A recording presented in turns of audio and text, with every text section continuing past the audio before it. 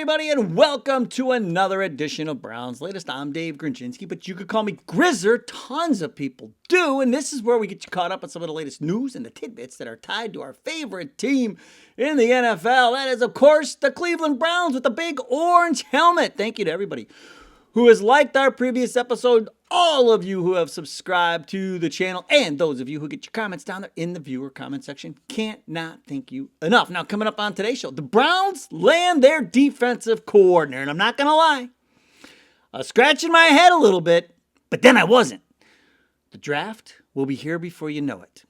And I found a few teams that we could potentially trade back with if the guy we really want isn't there anymore when we pick at 6. Now, on top of that, I know I've been saying we should draft wide receiver 1. We have to draft wide receiver 1. Take Carnell Tate. Take Denzel Boston. Draft wide receiver 1. But I have a plan today.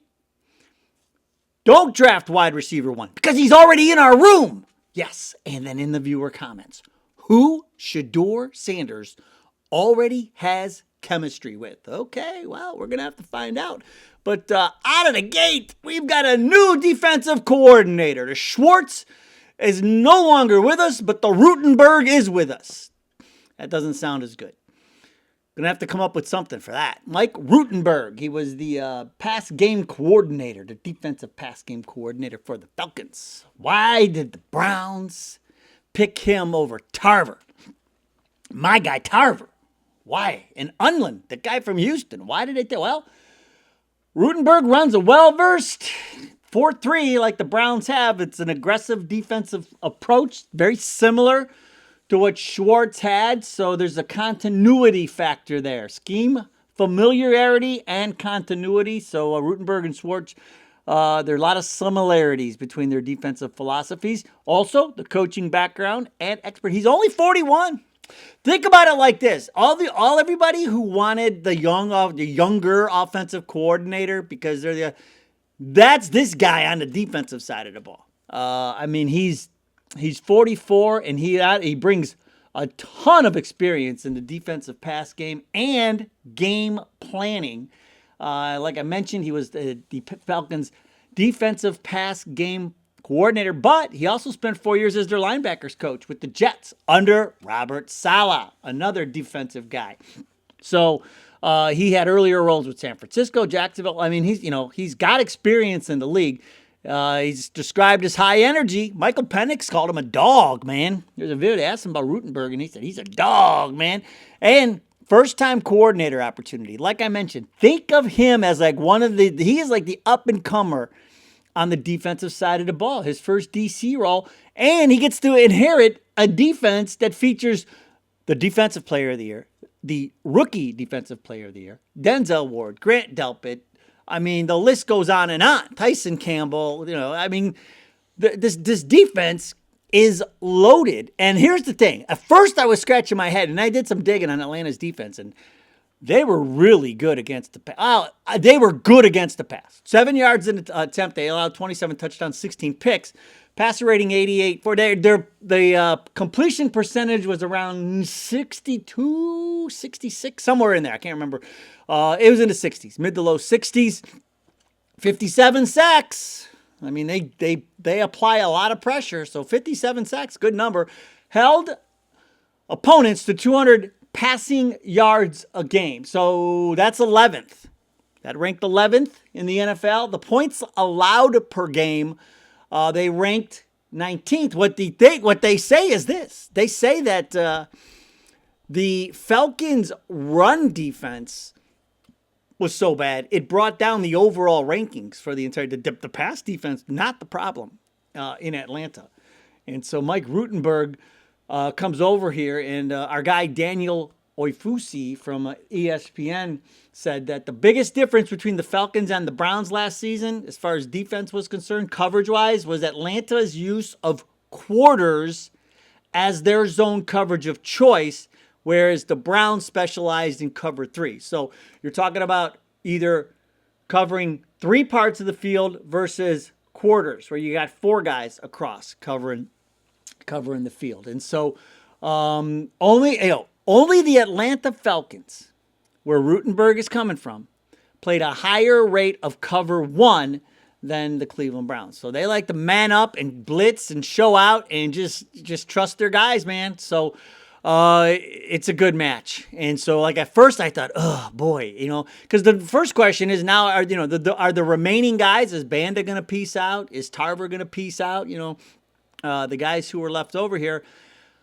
I'd have to say the chances are pretty good that that's going to happen. I mean, Rutenberg is going to, this is Monken's choice, man. Like, Monken's not playing around. And so, again, though, I still lean to, did they feel like this could happen? Was this, if they did they know that if they told Jim Schwartz, you're not the head coach, that he would fly off the handle, take his ball, and go home, and then the Browns could just clean house on the defensive side of the ball as well? Because had they just come out and said, we are getting rid of Jim Schwartz, everybody would have lost it. And instead, the Browns, they backdoor this one, and they get their wish. So I don't know. I mean, it doesn't sound like, but it sure feels that way. They end up getting the house cleaning on defense, so this defense there's still room for improvement on this defense, as good as it was last year. So Mike Rutenberg, man, he will get the chance to work with Miles and Carson and all those guys. He's got to be, chomping at the bit to get going. So it'll be fun. It'll be fun to see what he can do, because, that Atlanta pass defense, pretty solid last year, and they don't have half the players we have over there. So it will be fun to see. It will be downright crazy. Also crazy is this. Did you see this guy, Bill Barnwell, ESPN? He throws a crazy season has already started with the as you lead into the draft, like the trade talks and all the nonsense. So already it's starting already. He says the Browns he said this is how the Browns could shore up their offensive line. He wants us to trade a 5th-round pick to get their left tackle, Walker Little, and a 2027 7th-round pick. On the surface, you're like, Dave, that sounds pretty good. Here's the problem.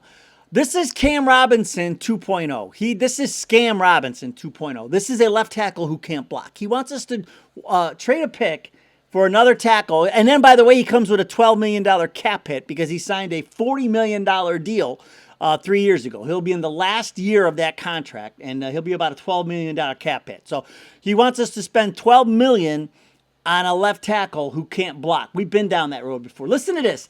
In 12 games last year at left tackle, before he suffered a concussion, he allowed 7.5 sacks and 57 pressures. 57 pressures in 12 games. But you, Bill Barnwell, you want us to trade for him, and for a guy who can't block, who's hurt, and gets and is a cap hit. Why would we do that? I have a much better solution. We're not trading for this little guy who blocks very little. Although we would have a lot of fun with that name if he did come to the Browns, because he blocks very little. He can't block. He is young, though. He's like 26. So that's like the only thing I like about him. And the fact that you get a seventh round picks or whatever. It is what it is. It's practically an undrafted free agent. But anyway, I digress. But here's my plan. We could trade back in this draft. There are several opportunities for us to trade back if our guy isn't at pick 6. We have a lot of options because there are 3 teams with 2 picks in the first round, not just us. We're the 4th team. 3 other teams have 2 picks. And here we go. Dallas has picks 12 and 20. The Rams picks 13 and 29. The Jets picks 2 and 16. And then the Saints and the Chiefs also possibilities to trade back with. And here's why. The Cowboys and the Rams. They could, if we fell back to 12, we could get their 20th pick as well and keep 24 if Dallas wants to move up and get a guy they really want. Let's say it's one of the edge rushers? I don't know, whatever Dallas needs. Could be for Jeremiah Love if they want to move up and get a running back. Could be that. Same with the Rams. Do they need something on defense? Do they need an extra running back, with Kyren Williams and Blake Corum? Do they want to just go workhorse and get Jeremiah Love? I don't know. But we could trade with the Rams, and if we could pick up, the 13th pick, hold on to our 24, get 29 sitting there. Like, if there's a way we could pick up that another first round, or you throw in a second rounder, I'd be all for that for sure. And then you got the Jets. They pick number 2 and then 16. So I feel that they're going to, unless they trade for like Kyler Murray, they're going to take Simpson at 2, I would think. I mean, why else? They need a quarterback. They've needed a quarterback almost as long as we've needed a quarterback. And so I think they'll take Simpson at 2. Now, if they didn't and they wanted to try and get back up to get Simpson, let's say they went, I don't know, let's say they went wide receiver or defense, like everybody's expecting to, with that second pick, and they want to get back up into the top 10, they could wheel and deal. We could go back to 16 and keep, have 24 and maybe get second round pick. There's all kinds of options with the Jets if that happened. Then you got the Saints, and the Saints really want Jeremiah Love, so they would be willing to, if they went up from 8 to 6, we slide back to 8, which isn't going to kill us. We still might have a shot at downs, and we pick up an extra third or fourth rounder, or I'd even throw in a second rounder if they wanted them that bad. We pick up someone, because what we need, we're going to find in the second and third round, offensive linemen. We're going to find them. And same thing with the Chiefs. They're saying they want Love too. That's what they're saying. Or they might want to trade up to get Mekhi Lemon. I think Lemon's too small. I don't really want Lemon. So I would be interested in that. If they wanted to move up to get Lemon, and then you work them for, a second or a third round pick, an extra second or third round pick, and then, go from there. We need linemen, 100%. That's why we're not trading for some left tackle with a $12 million cap hit who can't block and who's always hurt. We're not going to do that. We will not. That makes absolutely no sense, especially when you're sitting in this situation. If you could trade back a little bit and pick up some extra picks, whether it's another first round, a second rounder, or a third rounder, somewhere in there, and get yourself set up you can draft a wide receiver still in the second round. You could get Boston at 24 if you wanted to, but then start loading up on these offensive linemen. This offensive line has to get younger and better, and the way to do it is to get them through this draft, because this draft goes deep in linemen, and so we could be set up. Now, another thing that could set us up is if we throw out the idea of drafting a wide receiver 1. I thought about this the other day. And here's how it could work. I say we might already have our wide receiver 1 in the room. And I know you're all going, Jerry Jeudy is not a wide receiver 1. And I'm going, you're right. Then you're going, well, who's the wide receiver then, Dave? Who is it? And I'm going to tell you, it's Isaiah Bond. Look at this. This is what I've come up with for our setup. Isaiah Bond, your wide receiver 1. Think of him in the Monken offense as Zay Flowers in Baltimore. So Isaiah Bond is your wide receiver 1. Jeudy, your wide receiver 2. Harold Fannin, obviously, our tight end. But then you also, this hinges on us signing Isaiah likely and signing either Romeo Doubs or Alec Pierce. Now, to me, Alec Pierce is a quasi wide receiver 1. I don't think we're going to be able to sign Pierce, because I think he's going to command wide receiver 1 money. Doubs, on the other hand, fits more of the wide receiver 2, wide receiver 3 mode. So if you bring in Doubs, you'd have a lineup of Bond, Jeudy, Doubs, Fannin, and Likely.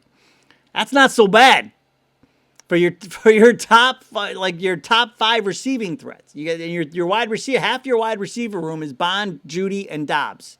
So I would be absolutely fine with that, because take a look at Zay Flowers, the numbers he's put up the last 3 years. Take a look at this. Look at these numbers.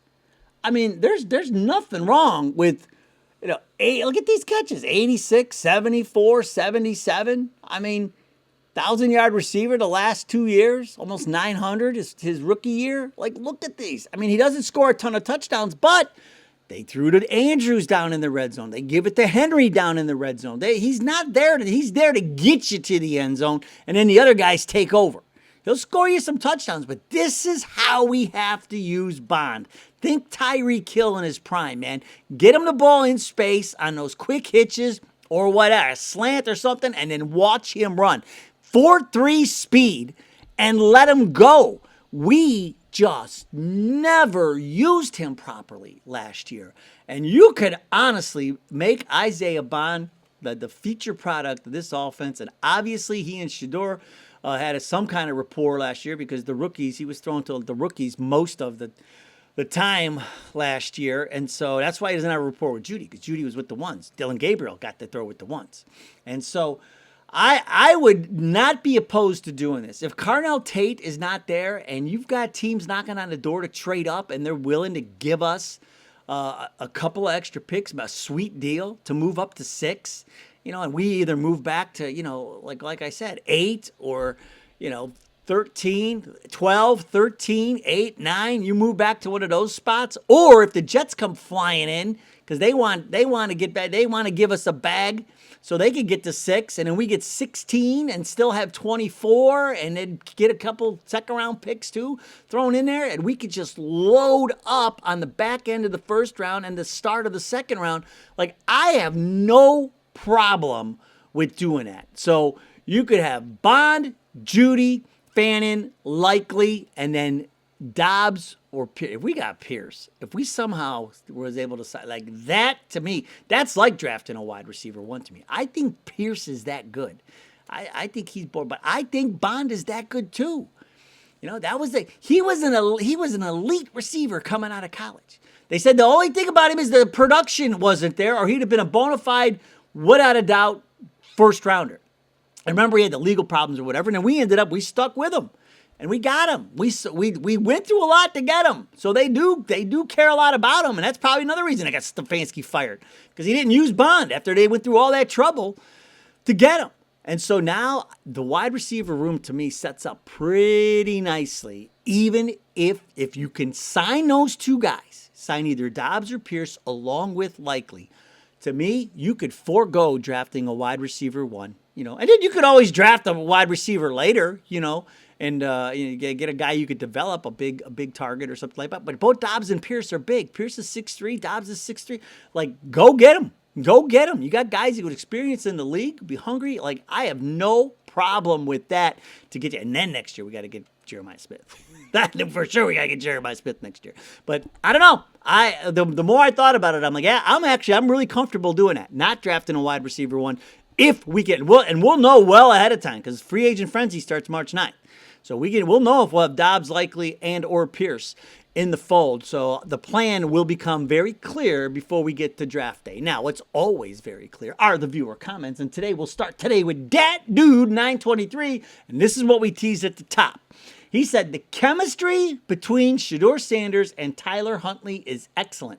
It also seems kind of interesting that Baltimore wanted Sanders and now Baltimore is in Cleveland, meaning all of the Baltimore coaches are in Cleveland, including Monken. And yes, that's what I'm saying. And so that's why, to me, it's an easier sell for Huntley, too, to say, look, at all of the coaches who believed in you and made you who you are today, they're all in Cleveland now. And your buddy Shedeur's over there too. We want you to come in and help, be a big part of our success. I think it's an easy sell. And so, my goodness, can you imagine if you got that lined up with that wide receiver crew that I just said, and then you load up on these linemen, and then because now you have all this cap space you're creating too by having these young linemen, and then we will sign a lineman if we got Linderbaum over here too. That is the coup de grace. If you did that, look out, man. That to me is a perfect offseason for Andrew Berry. Andrew, call me. I'll come in and help. I'll go buy donuts for him, whatever you need, but bake them cakes. I don't know, whatever it takes, man.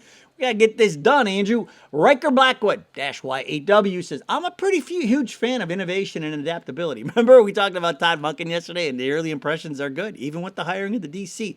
The early impressions are still good, but one of the reasons he's known for his innovation and his adaptability, 2 things that Kevin Stefanski knows nothing about. So this, I'm telling you, man, this offense is going to look completely different going into this. This year is going to be so fun to watch. But with the development of Shedeur and everything that we're going to add to the offense, and now you got a dog running the defense. Let's go. John Solers, 5089. We need a burner at wide receivers. Baltimore has Flowers. Pittsburgh has Metcalf. Cincinnati has Chase. Our wide receivers wouldn't start on most teams. Well, John, that's where you're wrong. We have Isaiah Bond, 4.3 speed. We never used them last year. We caught one deep ball. Shador found him. Like, I'm telling you, John, no. We have our burner. We have our burner in the room. That's what I'm saying.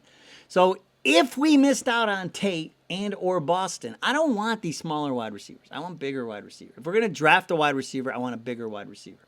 But if we can sign Dobbs or Pierce, I'm telling you, John, Isaiah Bond, Monken is going to know how to use Isaiah Bond. He will be our Zay Flowers, John. I'm telling you. I promise you. Tony McKinney, 1355. You are correct. It's not very often that somebody tells me I was right about something, so I appreciate it, Tony. He says they have to use Dylan Sampson better. He is a threat. Yes. Remember, he was the SEC Offensive Player of the Year coming out of college, and Stefanski wouldn't give him the ball. This was Nick Chubb all over again with Dylan Sampson. I just don't understand why he would not give him the ball.